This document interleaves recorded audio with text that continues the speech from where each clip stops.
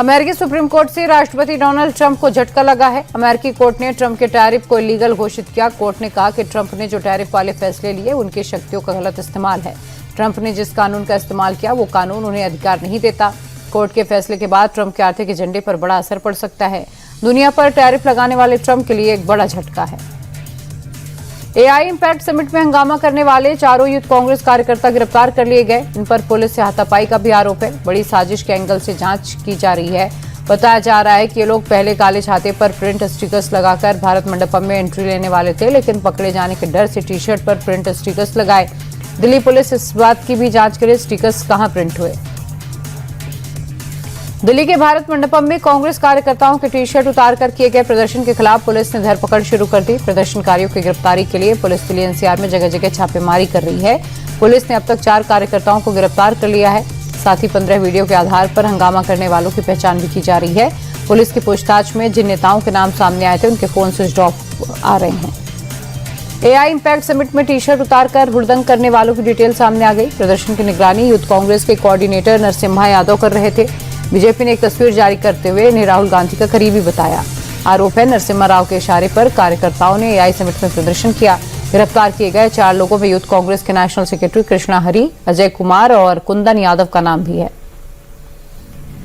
Delhi AI summit में youth Congress के प्रदर्शन पर बीजेपी अटैकिंग मोड में है। संबित पात्रा ने प्रेस कॉन्फ्रेंस कर कहा कि यह देश को बदनाम करने की सोची समझी साजिश है। यहां तक दावा कर दिया कि इसकी प्लानिंग सोनिया राहुल और प्रियंका गांधी ने मिलकर की। संबित पात्रा ने कहा कि यह गद्दारों का काम है। पूरी दुनिया से लोग यहाँ आए, लेकिन कांग्रेस ने रंग में भंग डालने की कोशिश की। आज कांग्रेस टॉपलेस ही नहीं ब्रेनलेस और शेमलेस भी हो गई। एआई इम्पैक्ट समिट में यूथ कांग्रेस के शर्मनाक प्रदर्शन पर बीजेपी आग बबूला है। दिल्ली में राहुल गांधी के घर के बाहर बीजेपी युवा मोर्चा ने धरना दिया। गुस्साए कार्यकर्ताओं ने राहुल सोनिया और खड़गे के खिलाफ नारेबाजी की। बीजेपी ने इसे साजिश करार देते हुए राहुल सोनिया पर बड़े आरोप लगाए। कल पार्टी के सीनियर लीडर्स कांग्रेस मुख्यालय का घेराव करेंगे।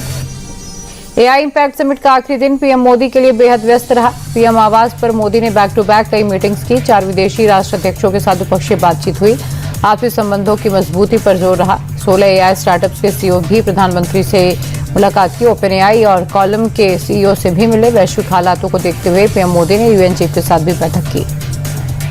असम के दौरे पर पहुंचे गृह मंत्री अमित शाह ने कांग्रेस पर बड़ा आरोप लगाया। शाह ने दावा किया कि कांग्रेस सरकार ने घुसपैठियों के लिए बॉर्डर खोल दिए हैं।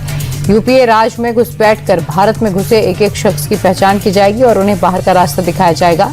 शाह ने आरोप लगाया कि वोट बैंक के लिए कांग्रेस ने देश की सुरक्षा से खिलवाड़ किया और इसीलिए असम की जनता कांग्रेस को कभी वापस नहीं आने देगी। बंगाल में चुनाव से पहले एसआईआर पर जबरदस्त घमासान मचा है। चुनाव आयोग बनाम राज्य सरकार की किचकिच पर सुप्रीम कोर्ट ने कड़ा फैसला लिया। प्रक्रिया में गड़बड़ी को लेकर न्यायिक अधिकारियों की नियुक्ति का ऑर्डर दिया गया है। राज्य सरकार को हाईकोर्ट से जुड़े अधिकारियों को शामिल करना होगा। कोर्ट ने आरोपों की सियासत को गैर जरूरी करार दिया और चुनाव आयोग के अधिकारियों पर हुए हमले को लेकर डीजीपी से हलफनामा पेश करने के लिए कहा है।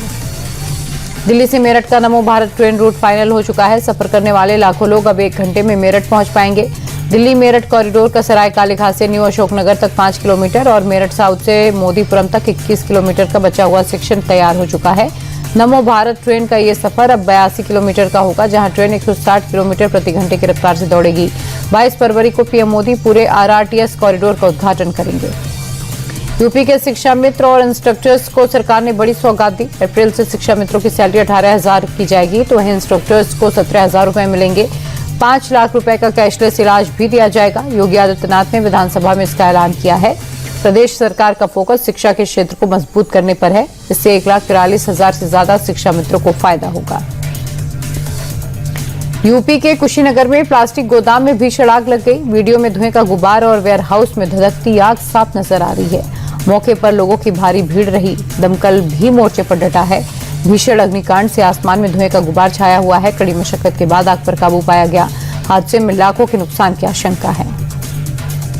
होली और रमजान के समय लखनऊ में फूड डिपार्टमेंट ने छापेमारी की। एफएसडीए की टीम ने भारी मात्रा में मिलावटी खाने के सामान को पकड़ा। नकली खोया, पनीर, तेल, घी, पापड़, मिठाइयों के सैंपल्स लिए गए। जांच के बाद फूड डिपार्टमेंट ने नकली खजूर, हल्दी, सुपारी, पनीर समेत कई चीजें पकड़ी। कई किलो और लाखों रुपए के नकली खाने पीने की चीजों को नष्ट कर दिया। टीम त्योहार से पहले बाजार में मिलने वाली मिलावटी चीजों को बेचने वालों के खिलाफ कार्रवाई कर रही है। तेलंगाना के पेड्डापल्ली में एंटी करप्शन ब्यूरो ने सब रजिस्ट्रार को रिश्वत लेते गिरफ्तार किया। जमीन से जुड़े मामले की फाइल को आगे बढ़ाने के लिए अधिकारी ने रिश्वत ली। सरकारी अधिकारी के साथ एक प्राइवेट डॉक्यूमेंट राइट भी पकड़ा गया। एसीबी ने अधिकारी को 16,500 रुपए की रिश्वत लेते पकड़ा है। दोनों आरोपियों पर केस दर्ज कर जांच शुरू कर दी गई। शेयर मार्केट हरे निशान पर बंद हुआ। सेंसेक्स में 316 अंकों की तेजी दर्ज की गई, जिसके बाद सेंसेक्स 82,814 पर आ गया तो निफ्टी भी 116 पॉइंट बढ़कर 25,571 पर बंद हुआ। मेटल और बैंक शेयरों में ज्यादा खरीदारी हुई। सेंसेक्स के 30 में से 22 शेयरों में बढ़त रही तो निफ्टी के 50 शेयरों में से 36 में तेजी दर्ज की गई। अमेरिकी डॉलर के मुकाबले रुपए में गिरावट दर्ज की गई। डॉलर के मुकाबले रुपया 31 पैसे कमजोर हुआ, जिसके बाद एक अमेरिकी डॉलर की कीमत 90 रुपए 99 पैसे पर आ गई।